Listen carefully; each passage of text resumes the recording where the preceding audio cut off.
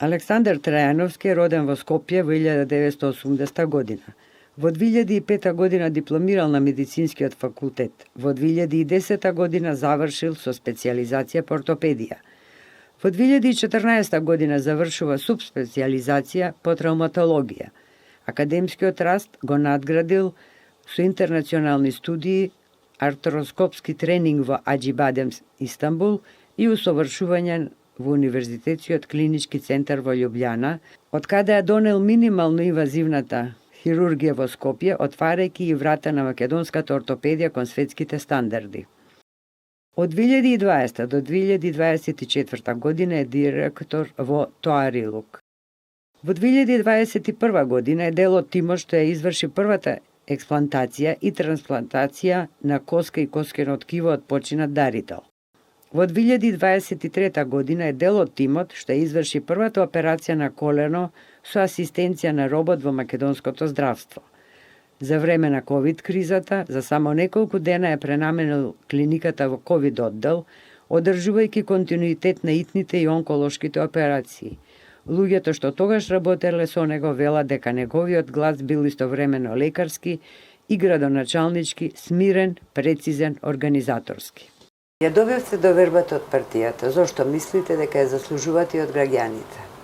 Многу наврати до сега докажав дека со добар тим реално може да се постигнат многу работи. Јас доаѓам овде како доктор примарно, работев цел живот како доктор и помагав на многу луѓе. Имам добар тим околу мене, тим на експерти со кои реално ја правевме програмата заедно. Овде живеам веќе 40 години. Буквално го знам секој ќоше од аеродром. Знам како дише оваа општина и мислам дека со моето искуство можам да придонесам да тоа се смени. Доста со она префрлање на ингеренции од едно на друго место. Значи, или мора да почнеме да функционираме во интерес на граѓаните, или тогаш нема што да бараме на овие избори. Каква ќе биде вашата кампања? Примарно сум позитивен човек. Не гледам негативно на работите. Се борам да биде таа позитивна. Не сакам да напаѓам, не сакам да вадам дезинформации или лажни ветувања да давам. Сакам да биде на позитивна, убава кампања, каде што ја ќе доловам или ќе прикажам мојата визија за аеродром. Тоа што се случувало во аеродром претходните 4 години, граѓаните го гледаат. Значи не можеме ние да подцениме интелигенцијата на граѓаните и сега да дојдеме со нова програма и да кажеме што би направиле наредни 4 години, кога претходните 4 години не е направено ништо. Така да, од тој аспект, сакам да има една позитивна кампања. Сакам да го подигнам малце духот на народот, затоа што гледам дека има некоја летаргија и кај граѓаните се огорчени. Огорчени се од многу работи, од лажни ветувања пред све. Така да гледам да е програмата наша реална и програма која може да се исполни. Која ќе биде првата работа што планирате да ја направите како градоначалник? Првата работа моја, која ќе станам градоначалник, ќе биде зголемување на платата на сите работници што се во општината, кои се грижат за одржување на зеленилото и на хигиената во општината. Затоа што мислам дека тоа е круцијалниот проблем на сите граѓани, вклучувајќи ми мене, затоа што сум граѓанин на оваа општина. Ќе тргнем од таму. Ревитализација на сите водоводни мрежи. Значи не фали многу. Нас ни треба одржување. Аеродром има многу добра водоводна мрежа. Треба одржување нејзино со цел повторно да зазеленее оваа општина, затоа што има убав зелен појас кој за жал сега е жолт. Мислам дека со нивно одржување зборам за проекти кои се лесно изводливи и можеме одма да почнеме. Така? Да. Целосен мораториум на градењето додека не се види што се гради и до каде се работиме.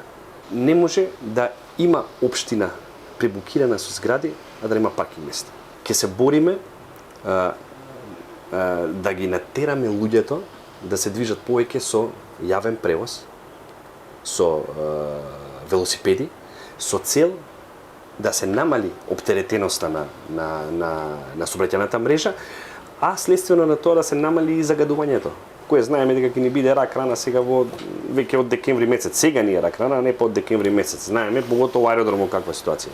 На што имате најголема забелешка на работата на досегашниот градоначалник? Најголема забелешка на моменталниот ВД градоначалник по мене е префрлањето на одговорноста. префрлањето на одговорноста од една на друга институција или зборот не е во моја надлежност. Не го прифаќам ја тоа. Не го прифаќам зборот не е во моја надлежност. Значи, ако не е во твоја надлежност, а трпат граѓаните на општина Аеродром, тогаш и те како е во твоја надлежност, и те како ќе отидеш таму каде што е нечива надлежност и ќе збориш. Ќе бараш решение. Ќе излезеш со тие луѓе овде. Па, чекајте бе, имаме протест со 1000 луѓе за загадување, градоначалникот го нема нигде. Да дојде и да каже, ако не е негова надлежност, да дојде пред тие луѓе. Тоа се гласачи. Може го гласале пред 4 години. Може утре ќе го гласаат, така? Јас сум секој ден на протест. Ама сум бил на протести пред 10 години и пред 5 години за све што ви за сега аеродромци. Сега, не можете да не излезете и да викате дека тој е партизиран протест. Аеродром е претворен у депонија. Дефинитивно. Аеродром е претворено на сушилиште. Школите се тотално запуштени, со долгови. Децата сами купуваат прибори, сами купуваат, кажи го, дел потребни што е за наставата. Така да, тоа се работи кои мене највеќе ме сметаат. Кои конкретни мерки ги планирате за младите во општината со цел на нивно задржување? Младите и на централно ниво се горшив проблем. Знаете дека се помалку млади има и во партиските структури. Се повеќе млади решаваат да се иселат, учат странски јазици, со цел да се иселат. Тоа е погубно за една држава. Ако збориме за аеродром, за локално ниво, мојата идеја беше како да се задржат тие млади. Треба локалната самоуправа да внесеме во самите школи. Имаме тука основни школи 8. Мора да стигнете да допрете до тие деца. Во која смисла? Да им понудите, да им кажете. Голем дел од родителите не знаат општината што има како стипендија, како субвенција за тие млади деца. Второ, тука збориме за деца кои се првенци на генерации, деца кои се по школски надпревари, по странски надпревари. Мора да ги поттикнете и другите деца да излегуваат на надпревари, така да го шират своето знаење со цел, тоа како да дојде општината локално да предложи стипендии за такви деца, финансиска поддршка за такви деца. Второ, да направиме младински клубови на ниво на локална самоуправа со цел дружење на тие деца. Знаеме што е најголем проблем кај деца, се телефоните. Телефоните не згазија и нас.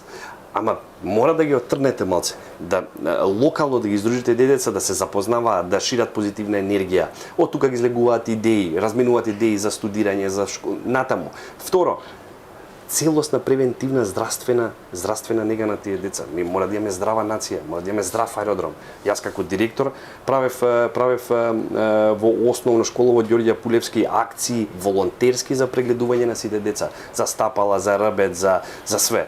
За колена, значи, и ако верувате 30% од децата имаа проблеми и со стапала и со рбет. Значи, знаеме дека е тешко, знаеме дека родителите не може да стигнат до мој термин, до прегледи. Зашто ние како локална самоуправа со контакт со болница, на волонтерски начин да стигнеме до тие деца и тука во старт да кажеме да, ова дете има проблем, треба да отиде, ова дете може да се развива нормално.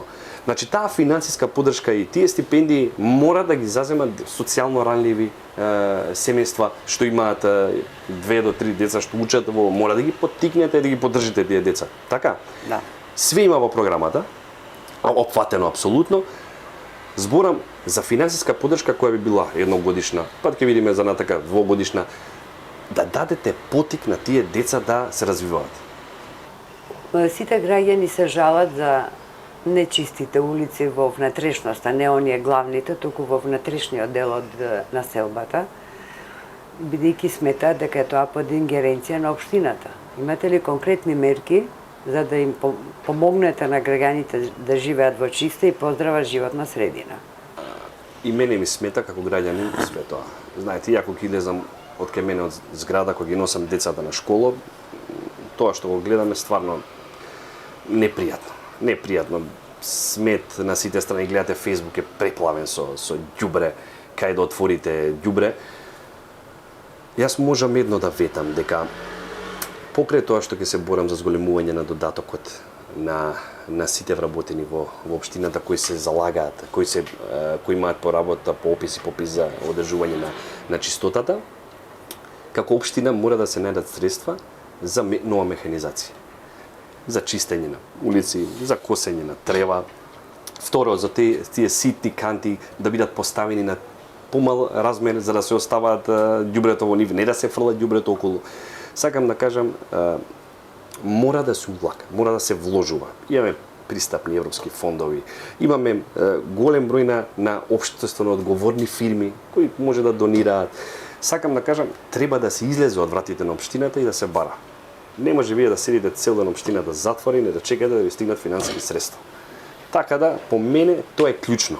Опрема, кадар и мислам дека волјата ќе дојде сама.